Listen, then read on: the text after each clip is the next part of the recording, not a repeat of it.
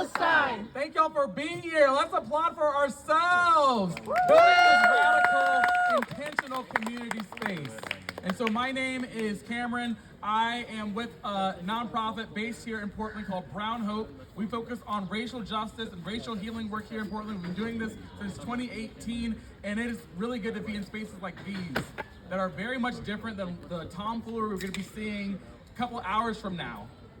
Because I am proudly a descendant of enslaved Black people, and I want to first recognize that we are currently living in a nation that was built by stolen people on stolen lands. And that is something that we should be recognizing, especially on the 4th of July. Yes. Thank you. And so at Brown Hope, we have chosen to declare this time of what we call Interdependence Day as an alternative to what we are told about July 4th, being about individual freedom and all that kind of stuff. We're here about our collective freedom. And we are here about coming together in mutual solidarity. And so, funny enough, we were actually here just a couple days ago for our own Interdependence Day event in this park on Wednesday. And during that time, we had Portland for Palestine who was there tabling, so let's hear it. Now we talk about unified solidarity. And for that event, I had also read excerpts from Frederick Douglass's 4th of July speech that he wrote in 1852, commonly known as "What to the American Slave is Your 4th of July?" And so we are living in a country which itself is occupied. And I think it is very important for us to be able to see the connection of all of our struggles together. And so in addition to his words being powerful, meaningful, and important, what is more important is our voices right now, in this time. With all of the chaos and the threats and the violent rhetoric and the white supremacy, all of it, it is time for us to resist, and it's time for us to unite and confront fascism, white supremacy, and all other forms of oppression that exist and live here in this country. Yes. I believe in y'all. I believe in Portland. I've been doing this protesting stuff since 2011 in these streets, and I want to see more spaces like these with our courage and our loudness. So I want to hear your loudness. I last just want to do a quick tribute to the ancestor who gifted us these words, Frederick Douglass.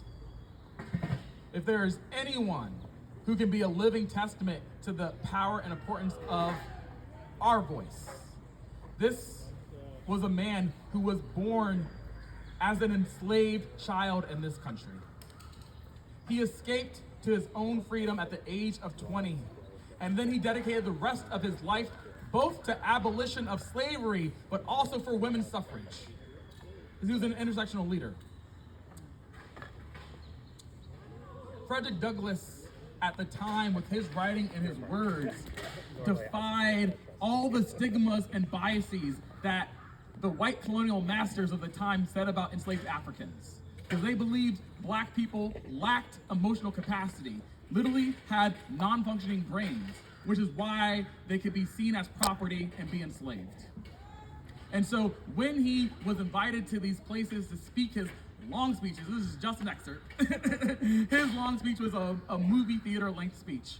When he spoke, he stunned and silenced the white Americans who listened, because he proved that Black voices are brilliant, Black voices are intelligent, and Black voices matter. And I say that because an intersectional and winning movement for justice will be centering Black, brown, and indigenous voices. I want to see that more and more here in Portland. Thank you. Oh, finally I'll say, you're encouraged to heckle. You're encouraged to react to this speech because Frederick Douglass was a firebrand. So I want to hear your fire as I share these words.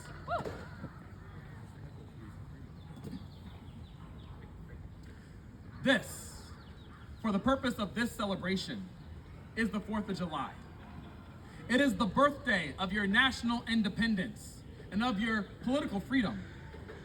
This to you is what the Passover was to the emancipated people of God.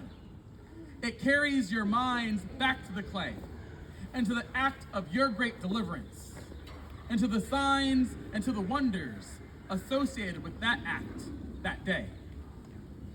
Fellow citizens, I am not wanting in respect for the fathers of this republic. The signers of the Declaration of Independence were brave men. They were great men, too great enough to give frame to a great age. It does not often happen to a nation to raise at one time such a number of truly great men. The point from which I am compelled to view them is not certainly the most favorable, and yet I cannot contemplate their great deeds with less than admiration. They were statesmen, patriots, and heroes, and for the good they did, and the principles they contended for, I will unite with you to honor their memory. Fellow citizens, pardon me. Allow me to ask, why am I called upon to speak here today? What have I, or those I represent, have to do with your national independence? Are the great principles of political freedom and natural justice embodied in that Declaration of Independence extended to us? And am I, therefore, called upon to bring our humble offering to the national altar and to confess the benefits and express devout gratitude for the blessings resulting from your independence to us? Would to God, both for your sakes and ours, that an affirmative answer could be truthfully returned to these questions. Then would my task be light and my effort easy and delightful. For who is there so cold that a nation's sympathy could not warm him? Who so obdurate and dead to the claims of gratitude that would not thankfully acknowledge such priceless benefits? Who so stolid and selfish that would not give his voice to swell the hallelujahs of a nation's jubilee when the chains of servitude have been torn from his limbs? I am not that man. In a case like that, the dumb might eloquently speak and the lame man leap as in heart. But such is not the case. I say it with a sad sense of the disparity between us. I am not included within the pale of glorious anniversary. Your high independence only reveals the immeasurable distance between us. The blessings in which you this day rejoice are not enjoyed in common. The rich inheritance of justice, liberty, prosperity, and independence bequeathed by your fathers is shared by you, not me. The sunlight that hath brought light and healing to you has brought stripes and death to me. This 4th of July is yours, not mine. You may rejoice. I must mourn. Shame. To drag a man in fetters into the grand illuminated temple of liberty and call upon him to join you in joyous anthems were inhuman mockery and sacrilegious irony. Shame. Do you mean, citizens, to mock me today? If so, there is a parallel to your conduct. And let me warn you that it is dangerous to copy the example of a nation whose crimes, towering up to heaven, were thrown down by the breath of the Almighty, burying that nation in irrevocable ruin. I can today take up the plaintive lament of a peeled and woe-smitten people. Fellow citizens, above your natural tumultuous joy, I hear the mournful wail of millions whose chains, heavy and grievous yesterday, are today rendered more intolerable by the jubilee shouts that reach them. That's right. If I do forget, if I do not faithfully remember those bleeding children of sorrow this day, may my right hand forget her cunning, and may my tongue cleave to the roof of my mouth. To forget them, to pass lightly over their wrongs, and to chime in with the popular theme would be treason most scandalous and shocking. and would make me a Absolutely. reproach before God and the world. My subject then, fellow citizens, is American slavery. I shall see this day and its popular characteristics from the slave's point of view. Standing there, identified with the American bondman, making his wrongs mine, I do not hesitate to declare with all my soul that the character and conduct of this nation never looked blacker to me than on this 4th of July. Whether we turn to the declarations of the past or the professions of the present, the conduct of the nation seems equally hideous and revolting. America is false to the past, false to the present, and solemnly binds herself to be false to the future. That's right. Standing with God and the crushed and bleeding slave on this occasion, I will, in the name of humanity, which is outraged, in the name of liberty, which is fettered, in the name of the Constitution and the Bible, which are disregarded and trampled upon, dare to call in question and to denounce with all the emphasis I can command everything that serves to perpetuate slavery, the great sin and shame of America. I will not equivocate. I will not excuse. I will use the severest language I can command, and yet not one word shall escape me that any man whose judgment is not blinded by prejudice or who is not at heart a slaveholder shall not confess to be right and just. But I fancy I hear some of my audience say, it is just in this circumstance that you and your brother abolitionists fail to make a favorable impression on the public mind. Would you argue more and denounce less? Would you persuade more and rebuke less? Your cause would be much more likely to succeed. Can you get a boot of that? Oh. But I submit, where all is plain, there is nothing to be argued. What point in the anti-slavery creed would you have me argue? On what branch of the subject do the people of this country need light? Must I undertake to prove that the slave is a man? That point is conceded already.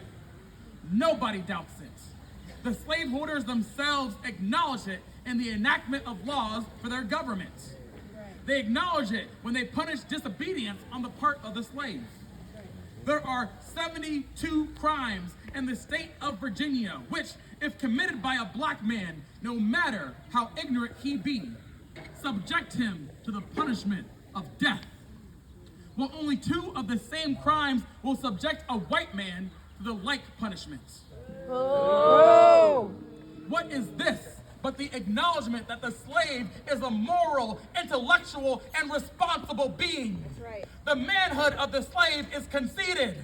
It is admitted in the fact that Southern statute books are covered with enactments forbidding, under severe fines and penalties, the teaching of the slave to read or to write.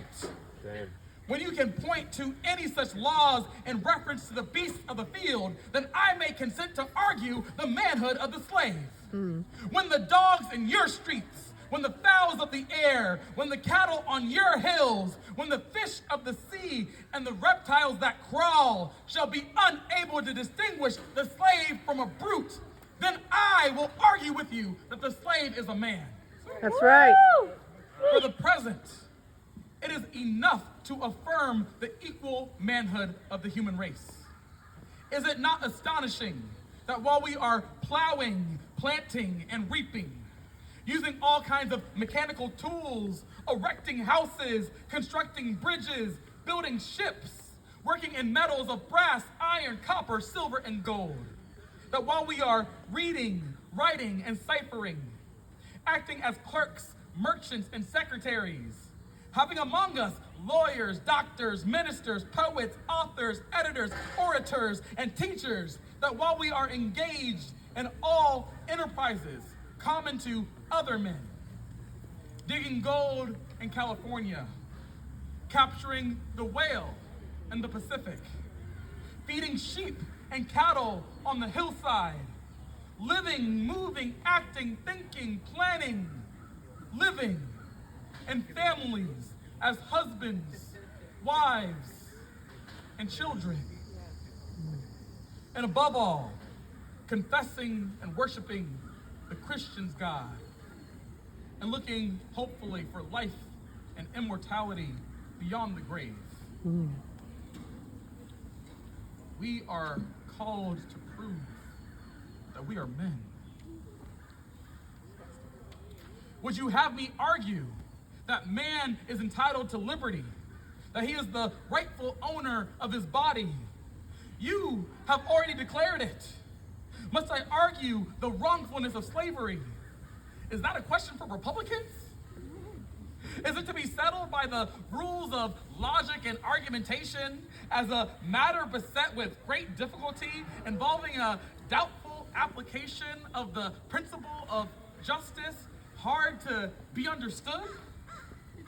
How should I look today in the presence of Americans, dividing and subdividing a discourse to show that men have a natural right to freedom, speaking of it relatively and positively, negatively and affirmatively?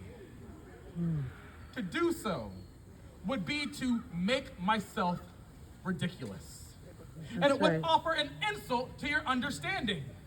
There is not a man or woman beneath the canopy of heaven that does not know that slavery is wrong for them. That's right. Preach. What am I to argue?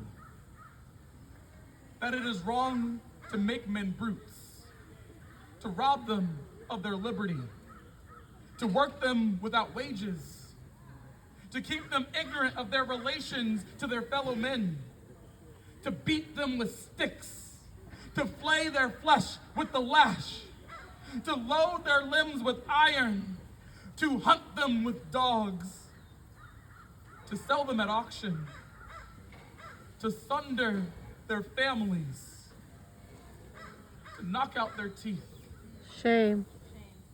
to burn their flesh, to starve them into obedience and submission to their masters.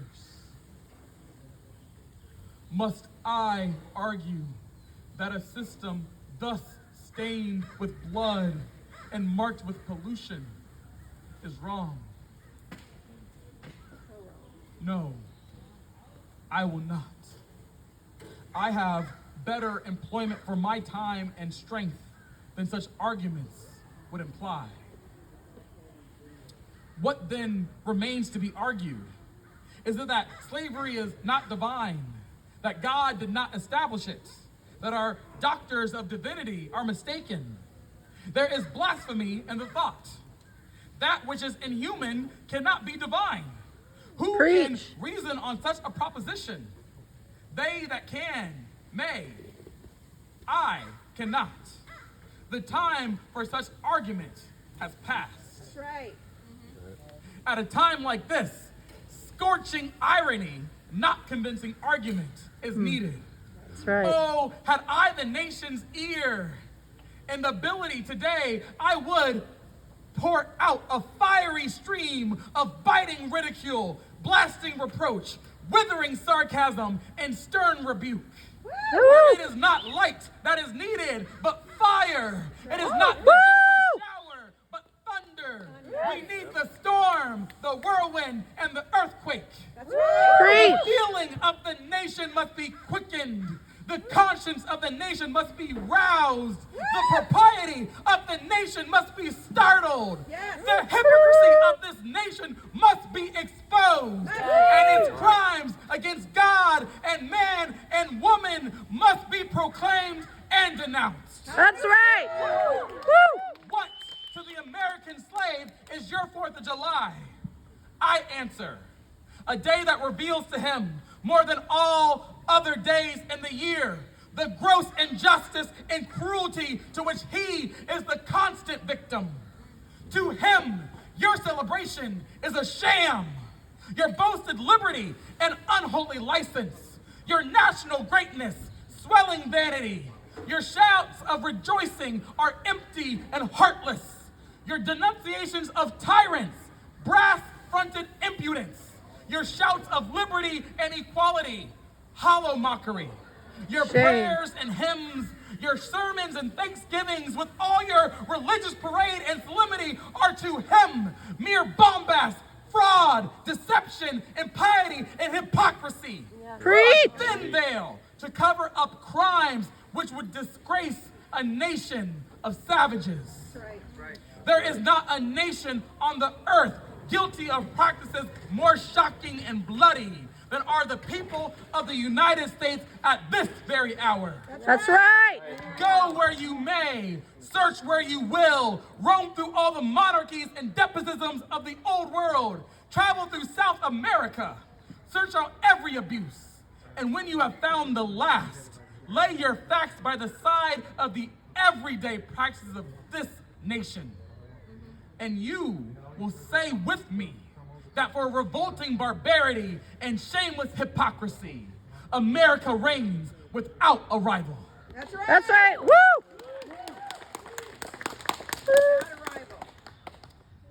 I have detained my audience entirely too long already.